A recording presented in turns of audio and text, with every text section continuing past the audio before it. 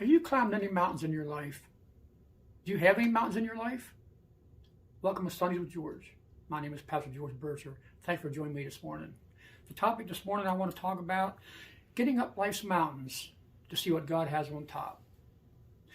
We all have mountains in our lives. The question is, do we go around them or do we try to go up top and see what's up top for us? I can promise you that God has some things at the top of those mountains if we'll just go up the mountain. And this morning, I want to show you how to do that and how to make sure that through life, we go up the mountain and not around it. Exodus chapter 3, verse 1. Now Moses kept the flocks of Jethro, his father-in-law, the priest of Midian, and he led the flock to the backside of the mountain. And he came to the mountain of God, even Mount Horeb. Mount Everest is the tallest mountain there is in the world, or at least one of them. It's 29,029 feet tall. The first two people that ever climbed it was in 1953. It was a gentleman by the name of Edmund Hillary from New Zealand and Sherpa Norgay. I don't know where he was from, but these two guys climbed Mount Everest in 1953. Planes only travel about 45,000 feet. Mount Everest is 29,000 feet. So that's pretty high up. And I'm sure these guys had to take care of a lot of stuff to get ready for this expedition, if you will. Climbing life's mountains are a little bit different, but they're about the same as far as getting to the top. And we'll look at some things here this morning to help us get to the top of these problems in our lives, these adversities, if you will. Now, what are some things we need to do to get ready to go over top of these things that come into our lives every week or every day? Hopefully we won't get none of them. But as sure as I'm standing here today, we all have mountains come into our lives. Maybe it's a financial problem. Maybe it's a health problem. It could be a family issue. These are things that come into our lives that are just gigantic. And we can't handle them ourselves. We can't get around them. There's just no way to get through them except over top. Or just forget they're there. And that's not going to happen because then we got more problems. So what are some prerequisites for climbing the mountains of our lives? Well, the first thing is you have to have a plan of action. You have to know what you're going to do and how you're going to get over the mountain, how you're going to get to the top. It takes planning. Again, maybe you have some financial problems. You need to get some help from a financial advisor. Maybe it's a family thing. You need to get some counseling. Now, these are just a couple of things that are in our lives that come up against us that are bigger than we are, that we just need to get some help to help us through them, to help us get over top of that major issue that comes into our lives, if you will. These guys that we just talked about that climb Mount Everest, they just didn't wake up one morning and decide to climb Mount Everest. A lot of people have lost their lives climbing Mount Everest. It's a deadly, deadly thing. You have to be an expert. These guys took months and months and months, if not years, of planning. You have to be in shape if you're going to climb the mountains that come into your life. What do you mean by that? Well, you have to have a strong walk with God. You don't have to be perfect now. But I mean, you have to have a consistent walk. You know, the way we handle problems in our lives is consistent obedience to God. And that's what we need when we talk about being in good shape. Having our daily devotional life, just like eating. If you stop eating and drinking, you can't go without liquid longer than 3 or 4 days. You will die. Food, I don't know how long it is, but it's not that long. I try not to go too long without any kind of food. Okay? But to be in good shape, we need spiritual food just like we do physical food. If we didn't have physical food, we would never be able to go to work. We couldn't maintain a life. We'd be in the hospital after a couple of weeks, if not dead by not drinking. So we need to maintain our shape spiritually when things come into our lives that are bigger than we are, so we can handle them, so we can go over top of them. And if we're not prepared, we're not going to make it. And that's what happens to people with Mount Everest. They started out, but they didn't make it. Sometimes it was the weather. I mean, I'm sure it was because when you get up that high of altitude, there's all kind of weather, winter. I mean, it's hard to believe. I don't know what it would be like. A lot of problems. But I'm just saying they need to be in good shape. And one more thing, you need to keep your eyes on the top of the mountain. Always keep in your vision the victory that you're trying to get over top of, that you're trying to get in your life, whatever the victory may be. We all got things in our lives we're dealing with on a daily basis. So we need to keep our eyes on getting the victory over that problem, whatever it may be in our lives. Now, the next problem is, what are some of the problems of climbing the mountains in life? I guarantee you, not only are we going to have the problems of the mountain, but there's going to be problems as we try to get over the problem. What are they? Well, the biggest one is discouragement. We live in a world today where discouragement is just running rampant. So when people today, you look around, they're not seeing a whole lot of hope on anything. So when we as Christians have problems come into our lives, we have big issues come into our lives, if we're not careful, we start looking at the situation itself instead of looking at the God of the situation. So we need to, discouragement will keep us from trying to get over top of our problems that come into our lives that are bigger than we are, if you will. Another thing is people and their advice.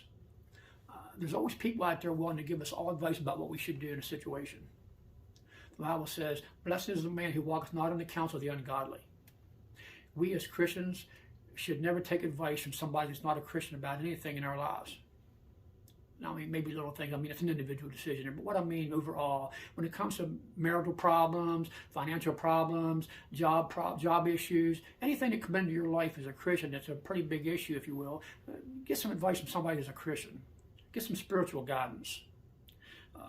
They might mean well, but the only one that knows more about spiritual matters is spiritual people. God's people will hopefully keep you going on the right narrow. But there's always going to be people out there trying to tell you what they would do or what you shouldn't do. So we need to be aware of that. And another thing, we try to do it in our own strength. We can't live the Christian life. We can't do anything that's going to get us to where we need to be as a Christian on our own strength. When things come into our lives that are bigger than us, problems, we need supernatural help. And that's God. So we can't depend on ourselves to try to get there. It's impossible. We've already seen that. That's why we're where we're at with the problem.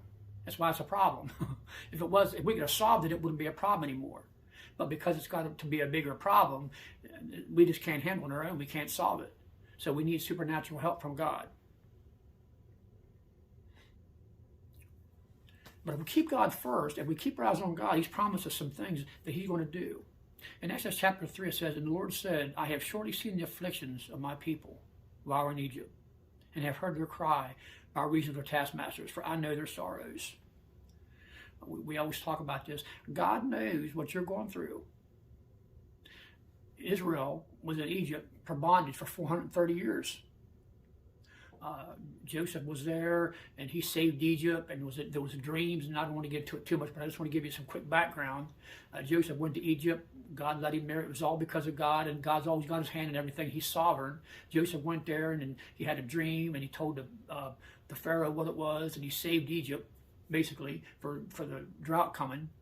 And then the Bible says that there came a king, or there came a Potiphar who didn't know Joseph of the old, and basically what he said is, hey, the Israelites are outnumbering us.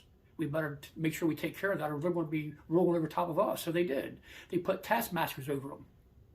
And that's what happened here. 430 years they was in slavery in Egypt. And God told Moses, I've surely seen the cry of my people for the taskmasters, and I know their sorrows. God knows what your problems are in life that are bigger than you are. They're not bigger than God. There's nothing in the world bigger than God. Not a thing. He's omnipotent. He's all-powerful. So whatever problem we're facing in life, no matter how big it is, it might look mammoth to us, and it might be in our eyes. In God's eyes, it is nothing. So we need to keep God in our we need to keep the promises of God when He says that He knows our trouble, and He's going to help us get up the mountain and get to the top where we need to be at to get victory. Exodus 4:6 says, and the Lord said furthermore unto him, and Moses here, he's already doubting his ability to speak clearly, and God was losing His patience with him, really. He said, who's made man's mouth? He was still, I've made man the way he is. But he ended up setting Aaron with Moses. But look, he says, and the Lord said, put forth thine hand now in thy bosom. And he put his hand in his bosom, and he took it out, and it was leprous as snow. And he said, put it back into where it was at before, and he took it out, and his hand was just like it was before. And God was trying to show Moses, He can do supernatural things. Same with us. You know, God can solve your problem whatever way He wants to. God doesn't always do supernatural things. They are, as far as we're concerned, because we can't do it. Anything that God does for us is a supernatural thing. We don't deserve anything from God. Any financial thing He does, any victory we get in life over anything, is all because of God. You've heard me say it. Everything is about Jesus. Everything. every victory that we get, every trial we come through, every mountain we climb, it's all because of God's supernatural ability. We just don't see it. God does miracles every day. The fact that we wake up is a miracle. So God can do supernatural things.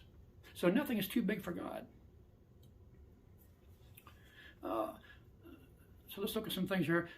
So we're on our way up the mountain, if you will. We're getting to the top of the mountain. We're getting our victory over the things in our lives that seem to be mammoth in our eyes, whatever it may be. But what are some things that are there waiting on us? Remember I told you when we started, climbing life's mountain to see what God has for us at the top. What are some things that God has for us if we get to the top of our mountain? If we get victory over the things in our lives that have caused us issues, if you will, what can we see once we get there? Well, we can see the joy and the peace that comes over the fact that we made it over the top of the mountain. God has took care of us. He's met our need, whatever it may be. Again, we all have different mammoth problems that come into our lives. But God takes us through that. He brings us up over the top of the mountain. When we get there, we have the joy and the peace of knowing that we have the victory. There's nothing greater than getting a victory over something in our lives that's been plaguing us, whatever it may be. That big check that we wasn't expecting comes in the mail, and we're able to pay our bills off. We get that big physical that we wasn't expecting. Everything's fine. We wasn't expecting it. Our family all of a sudden decides to get together and talk and stuff like that. I mean, these are all things that are victories. They're mountains to us, but we get over top of it. We get to see the fruit of God working in our lives, and it brings about joy and peace in our lives. In Exodus 3 it says, and Moses said unto God, who am I that I should go unto Pharaoh, and I should bring forth the children of Israel out of Egypt? Because Moses went up on top of the mountain, God used him for a mighty, mighty task. The more mountains that we climb in our lives, the more victories we get in our lives, the more we yield to God to get us through the trials that come into our lives, the more God can use us for more things, whatever it may be. It doesn't mean necessarily you're going to be a missionary. It doesn't mean you're going to be a pastor. Or you might just be a church member walking with the Lord every day, raising your family. There's not a thing wrong with that. That's great. Anywhere God has you is a good thing. But the more obedient you come, the more victories you get in your life, the more mountains you climb over top of, the more God can give you responsibility-wise in His world, if you will, in this world we live in, to be better testimonies for Him. Another thing, it gives us confidence to handle the next time it comes into our lives. If you get victory over one mountain, one victory, or one trial that comes into our lives, the next time it comes into your life, you'll be able to get victory over it again the next time, because you've already got confidence that God helped you through that. You better help other people get through it. There's nothing better than helping somebody that's come through something that you've already been through. Yeah, you help them. One more thing. This is the big thing that's here that I really like about Moses. Moses never really finished his God's will for his life. And we'll talk about that one day, but he bloated, okay, because of some things he did. But I'll tell you this much. The Bible says that there's never been a prophet like Moses that God knew face to face. Moses was used by God to lead 3 million people out of Egypt. And they wandered in the wilderness for 40 years. And it only would have took 1 year, but because of their unbelief. But the Bible says that there's never been another prophet that God knew face to face like Moses. When you get to the top of the mountain, you get to see God more intimately than the average person ever will. Moses, again, I don't think there's anywhere else in the Bible where it says that there's never been another prophet like Moses that God knew Moses face to face. He didn't know Moses like we're talking, like face to face, because he couldn't look upon God. But he had an intimate relationship with God. He heard the voice of God. I believe that was no doubt about it. God spoke to Moses, the 10 Commandments. He actually told him, in fact, the first 10 Commandments God wrote with his own hand. And then when Moses came back down out of the mountain, the people were caught up in all kind of immorality, and Moses threw the commandments down on them and destroyed them. And God had to give him some more. If this message was a blessing to you today, like, subscribe, and share, and help us spread the word. God bless you, and we'll see you all next week.